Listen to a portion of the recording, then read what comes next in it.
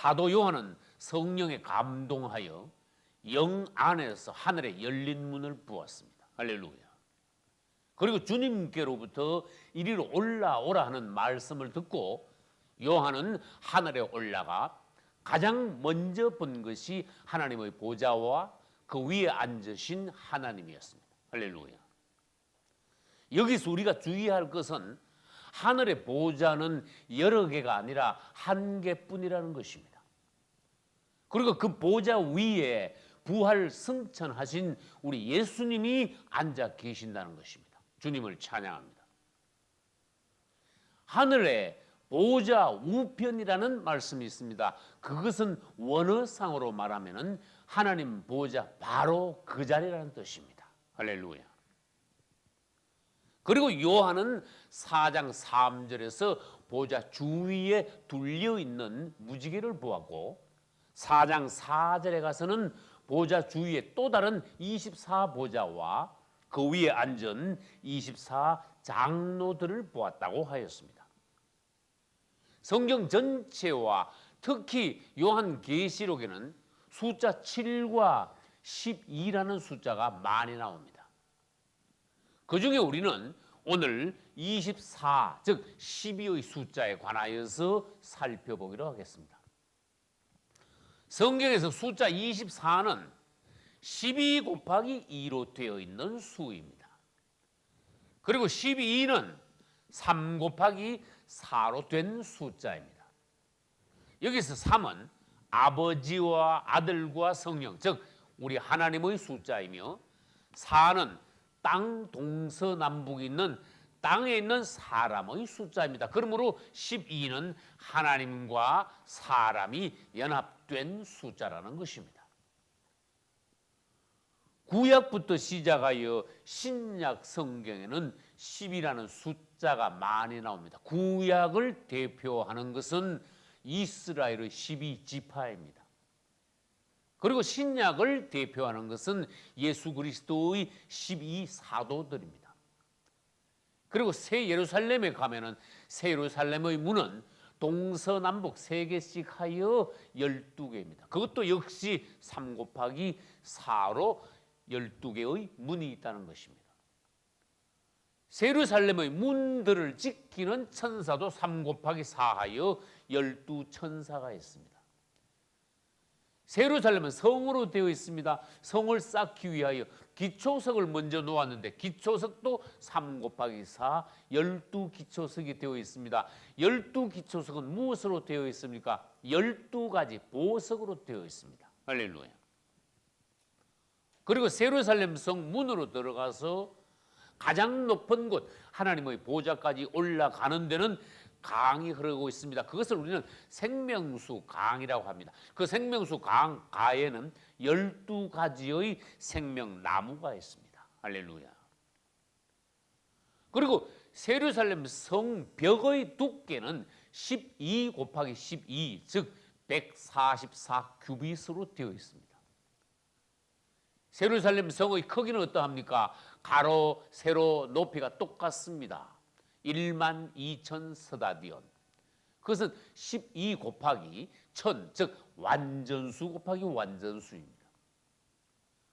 그리고 계시록 7장과 14장에는 똑같이 14만 4천이라는 수가 나옵니다. 14만 4천은 무엇입니까? 12 곱하기 12 곱하기 1000으로 되어 있습니다. 우리는 성경에 숫자가 나올 때 그것이 우연이 아니라는 것을 알아야 합니다. 숫자 안에도 하나님께서 의미하시는 깊은 교훈과 뜻이 있습니다. 구약 성경에도 24라는 숫자는 특이한 숫자로서 다윗 시대에도 24가 있었습니다. 다윗은 왕으로서 제사장들을 24반차, 반열로 나누어서 봉사하게 했던 것입니다. 이제 장로들을 다시 보기로 하겠습니다. 하나님 보좌 주위에 24장로들이 앉아 있습니다. 그러면 여기서 중요한 것은 무엇입니까? 이 장로들이 누구냐 하는 것입니다. 성경에는 장로들의 종류가 여러 있기 때문에 우리는 이 장로들이 어떤 장로이며 무엇을 하는 장로들인가에 관하여 알아야 합니다. 첫째, 구약 성경에는 이스라엘 민족을 대표하는 장로들이 있었습니다. 이스라엘의 장로들입니다. 또 이스라엘은 유대교지요. 유대교에 또한 장로들이 있었습니다. 예수님 당시에도 유대교가 타락하였었는데 장로들, 바리새인들, 서기관들, 율법사들, 대제사장들 이런 자들을 논하시면서 그 당시 유대교 지도자들을 장로들이라고 칭하기도 했던 것입니다. 그 다음 신약 성경의 12사도는 아까 말씀드렸습니다. 신약을 대표하고 있습니다.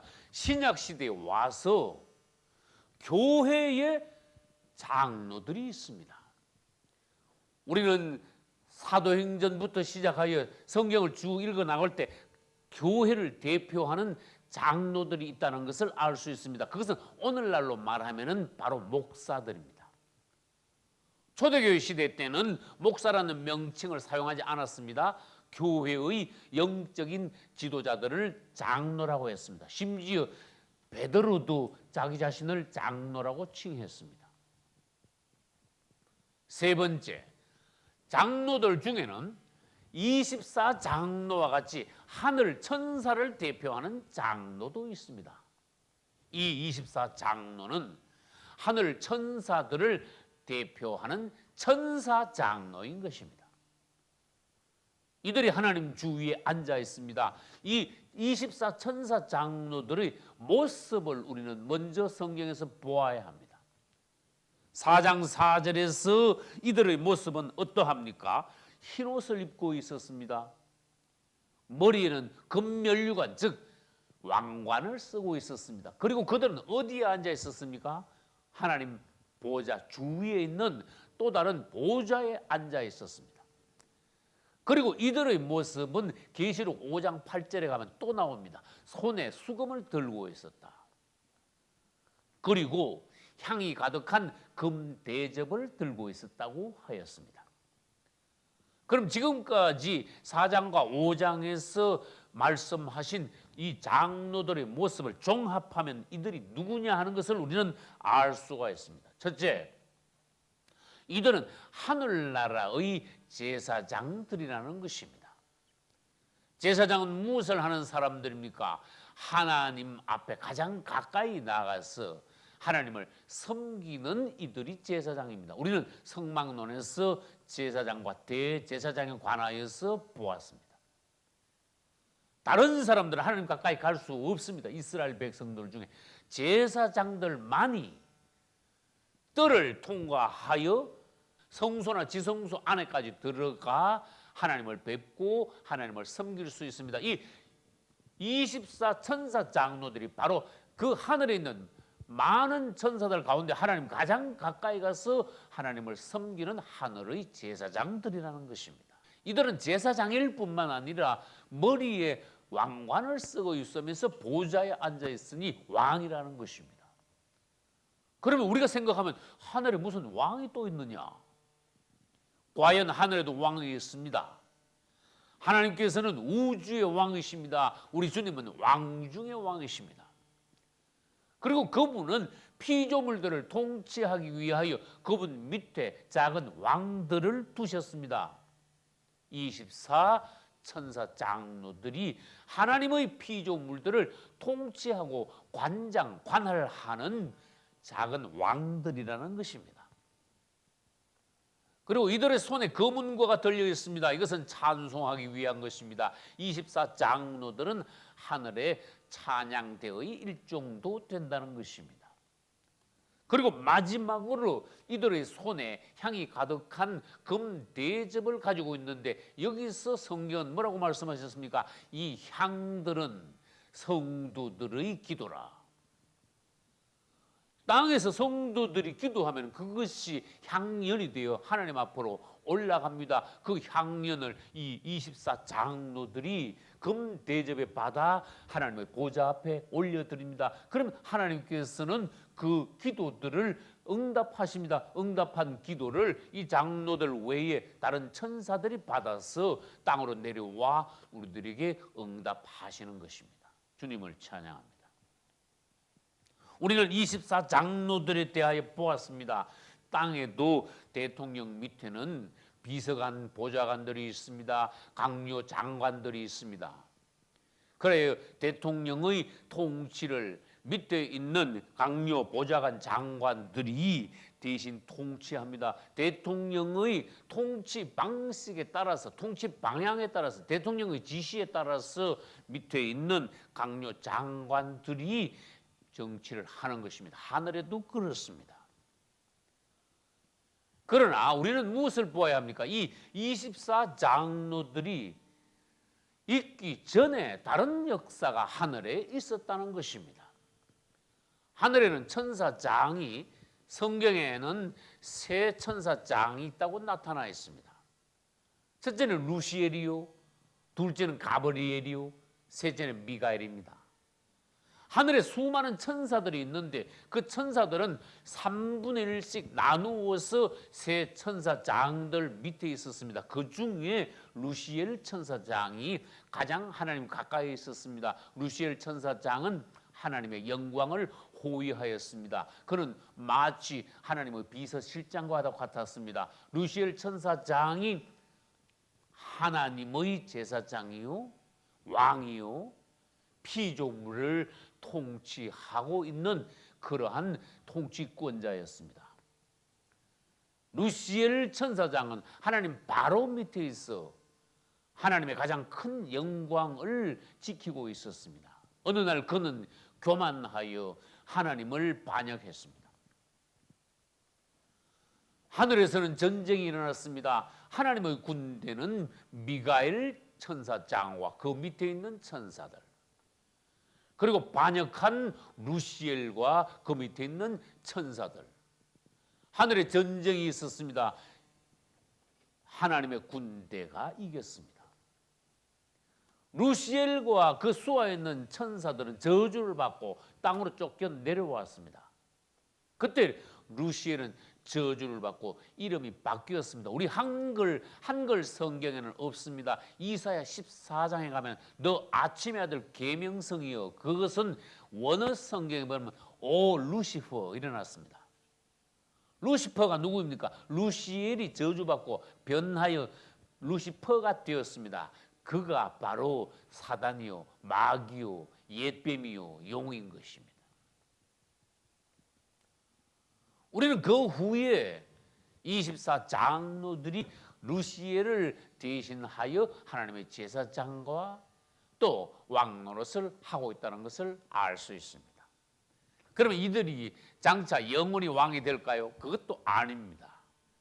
오늘날 우리 성도들 가운데 이긴 자들이 앞으로 이들을 대신하여 왕이 될 것입니다. 할렐루야.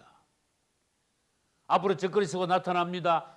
그러면 바로 성도의 환란이 옵니다. 성도의 환란이 끝나면은 주님의 공중 재림이 있습니다. 이긴 자들은 휴거가 될 것입니다. 즉 알곡은 휴거가 됩니다. 공중에서 무엇이 있습니까? 어린 양 혼인잔치가 있습니다. 우리 주님과 혼인잔치를 마치고 대환란이 끝나는 시점에서 주님과 성도들은 땅으로 내려옵니다. 그때부터 천년 왕국이 시작될 때 우리 이긴 자들, 즉 휴거되어 어린 양의 신부가 된 성도들은 땅으로 내려왔을 때 신부이면서도 한편은 왕이 되는 것입니다. 이 24장로들을 대신하여 이제는 우리가 왕이 되는 것입니다. 주님을 찬양합니다. 계시록 4장 10절에는 이에 대한 비유의 언급이 있습니다. 이를 암시하는 말씀이 있습니다. 24장로들이 자기의 면류관을 보좌 앞에 벗어서 던지며 주님을 찬양하더라. 이것은 하나님께 영광을 돌릴 뿐만 아니라 이들이 자기들의 왕관을 벗어서 던졌으므로 이것은 언젠가는 그들이 왕관을 내려놓게 될 것이라는 것을 암시하고 있습니다. 과연 계시록 20장 6절에 가면은 성도들이 왕노릇하는 장면이 나옵니다. 첫째 부활에 참여하는 자들은 복이 있나니 그들이 하나님과 그리스도의 제사장이 되어 왕노릇하리라. 할렐루야. 이제 그 다음에 하나님의 보좌로부터 울려 나오는 천둥과 번개와 음성에 관하여 보기로 하겠습니다. 하나님의 보좌에서 천둥, 번개, 음성이 나올 때 여러분들은 이 장면을 생각해 보시기 바랍니다. 이 장면은 놀라운 것입니다. 천둥, 번개가 하나님의 보좌로부터 울려 나오고 놀라운 음성, 큰 음성이 울려 나올 때 구원받은 우리는 그 소리를 들을 때 두렵지 않습니다. 그러나 세상 사람들이 보좌로부터 이 음성이, 이 소리가 울려 나올 때 그것은 끔찍하게도 두려운 놀라운 소리인 것입니다. 하나님께서는 우리들에게는 은혜 베풀기 위하여 보좌에 앉아 계십니다. 그래서 하나님의 보좌를 성막론에서는 지성소의 법궤 뚜껑 부분을 하나님의 임재의 장소, 보좌의 장소 중에서도 시은좌, 즉 은혜 베푸는 하나님의 보좌라고 합니다. 주님은 우리에게 은혜 베푸시는 하나님입니다. 하나님의 보좌는 은혜의 보좌이십니다. 할렐루야.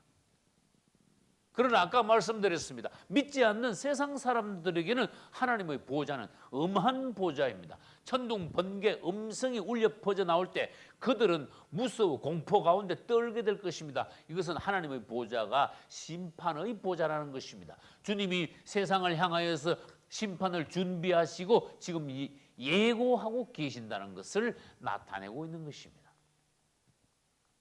셋째로 요한계시록 22장에 가면은 하나님의 보좌로부터 생명수 강이 흘러나온다고 말씀하셨습니다. 드디어 마지막 가면 하나님의 보좌는 무슨 보좌가 됩니까? 생명의 보좌가 됩니다.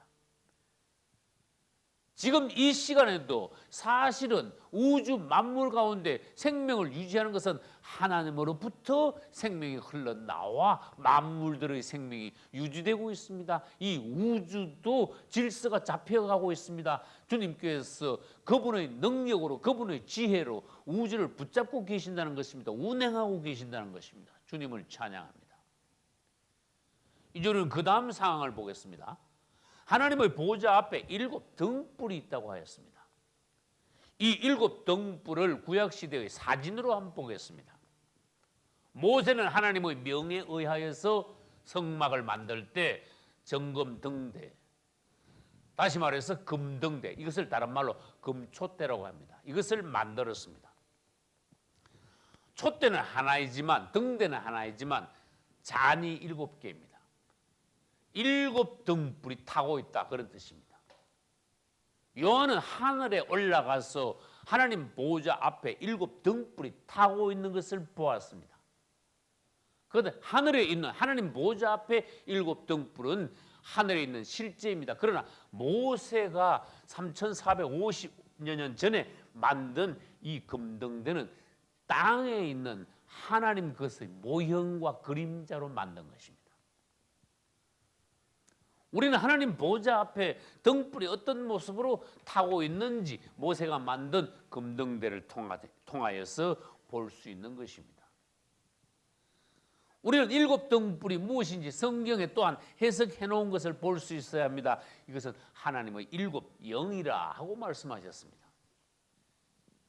그리고 이제 우리는 다음 장 5장 6절에 가면은 이 말씀이 또 나온다는 것을 알아야 합니다. 5장 6절에 가면은 어린 양이 있는데 7 뿔과 7 눈이 있더라. 그 중에 어린 양의 7 눈은 하나님의 7 영이라고 말씀하셨습니다.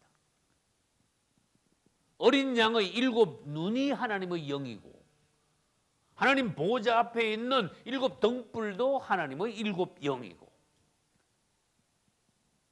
우리 부족한 지혜 가지고는 하나님의 깊고 놀라우신 것을 다 도저히 이해할 수가 없습니다. 그러나 오늘날 우리가 알 수 있는 것은 이 시대의 하나님의 성령은 7배로 강화된 성령이시라는 것입니다. 주님을 찬양합니다. 우리 주님은 원수를 파하시기 위하여서 이 시대에 7배로 강화되신 성령이십니다. 그 다음 주님 보좌 앞에 유리바다를 보았습니다. 4장 6절에는 하나님의 보좌 앞에 수정과 같은 유리바다가 있다고 하였습니다. 질문합니다.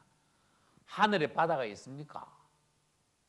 하늘에는 사실 바다가 없습니다. 계시록 21장 1절에 가면은 내가 새 하늘과 새 땅을 보니 처음 하늘과 처음 땅은 없어졌고 바다도 다시 있지 않더라고 하셨습니다. 그럼 우리는 다시 깨달아야 됩니다. 하나님의 보좌 앞에 수정과 같은 유리바다가 있다고 했는데 이것은 우리가 생각하는 물로 된 바다가 아니라는 것을 알아야 합니다. 그냥 수정과 같은 유리바다라고 했습니다. 물 얘기는 안 하셨습니다. 그리고 이 유리바다가 15장 2절에 가면 또 나옵니다. 유리바다를 통과하여 하나님의 보좌 앞에서 유리바다를 건너 유리바다 가에서 주님을 찬양하는 성도들의 모습이 15장 2절에 가면 나옵니다. 그때 유리바다를 물로 된 바다라고 안 그랬고 불로 된 바다, 불로 뒤섞인 바다라고 말씀하셨습니다. 하나님의 보좌 앞에는 불로 된 유리바다가 있습니다. 우리는 그것을 통과해야 합니다. 하늘에는 물로 된 바다 대신 아까 말씀드렸듯이 보좌로부터 흘러나오는 생명수 강이 있습니다. 할렐루야. 이 불로 된 유리바다는 성경 끝에 가서 결국은 불못이 될 것입니다. 그것은 바로 지옥을 말합니다. 주님 앞에 도착하기 전에 우리는 유리바다를 통과해야 합니다. 땅에서 우리가 물을 통과했듯이 우리가 이 땅에서 물로 세례나 침례를 받는 것은 우리 자신이 죽음 장사 지내고 물로 거듭남을 말합니다. 노아도 방주를 타고 물을 통과했습니다. 아브라함도 강을 건너와 히브리 사람이라는 이름을 얻었습니다. 이스라엘도 애굽에서 나올 때 홍해를 건넜고 가나안 땅에 들어갈 때 요단 강을 건넜습니다. 성막에서 제사장들은 물두멍을 통과해야 성소 안으로 들어갈 수 있는 것입니다. 이와 마찬가지로 우리가 천국에 가서도 하나님 앞에서까지도 유리바다를 통과해 다시 말하면 한 번 더 정결하게 되어 주님의 보좌 앞에까지 도착할 수 있다는 것입니다. 할렐루야. 마지막으로 4장 6절로 9절에 나오는 내 생물에 관하여 보기로 하겠습니다.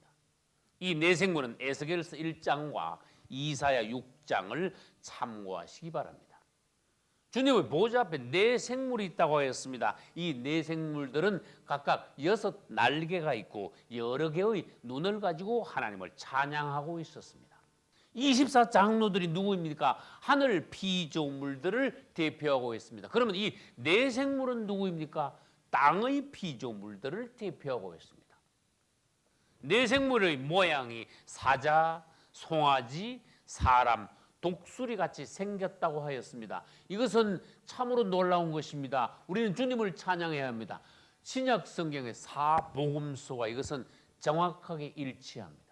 마태복음은 사자복음이요, 마가복음은 송아지복음이요, 누가복음은 인자복음이요, 요한복음은 독수리복음인 것입니다.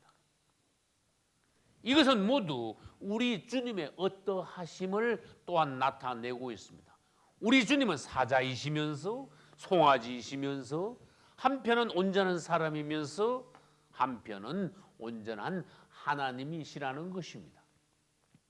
마태복음을 다른 말로 사자복음이라고도 하며 사자는 동물들 중에 왕이므로 왕국복음이라고도 합니다.